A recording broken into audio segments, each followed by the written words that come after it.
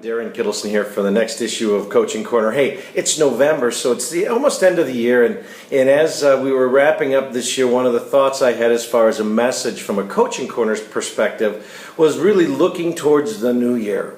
I know as a coach, many of our clients, whether it's our agents that we're coaching, in my world, whether it's the folks that I'm coaching professionally, they're all looking towards that new year.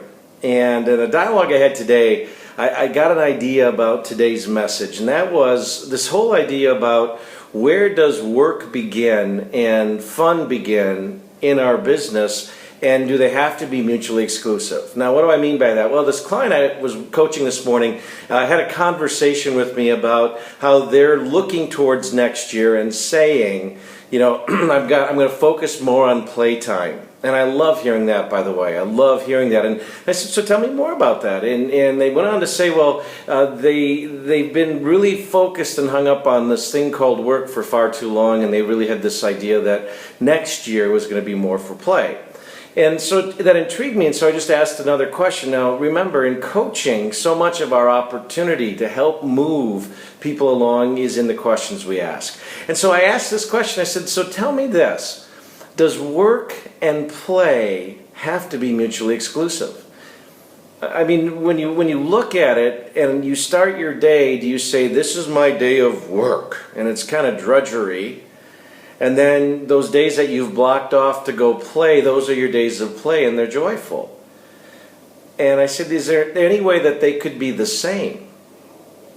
And that got this agent thinking, and their response to me was really wonderful. And they said, well, no, I guess it doesn't have to be. And I said, well, give me an example of something you do or you've done in your life that seemed to do both, meaning that it was enjoyable to do, you had fun while you were doing it, and quite frankly, it derived income for your family, your life, or your business. And they gave me a great example of one thing that they've been doing, and I said, so why couldn't that be everything? And the example they gave, just to give you some clarity, is they said, well, you know, I've started flipping houses, and, you know, I really enjoy that, and it's been really fun, and it's work, quite frankly, although it doesn't seem that way, and it generates income. I'm like, that's brilliant. So think about this. If you go out on your listing presentations, could that be play? Could you be enjoying that in such a way that the income that gets derived from it funds this thing called your business? I mean, what is it that says it has to be separate?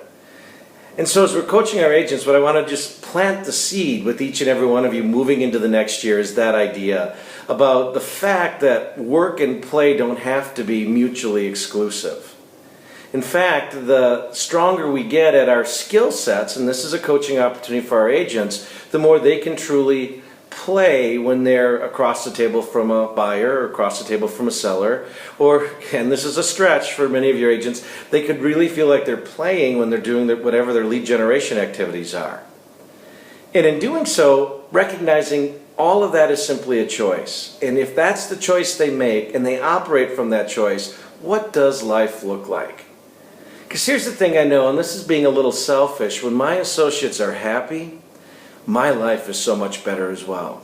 So my job in a coaching role is to see what I can do to get them there. And then once they're there, keep them there.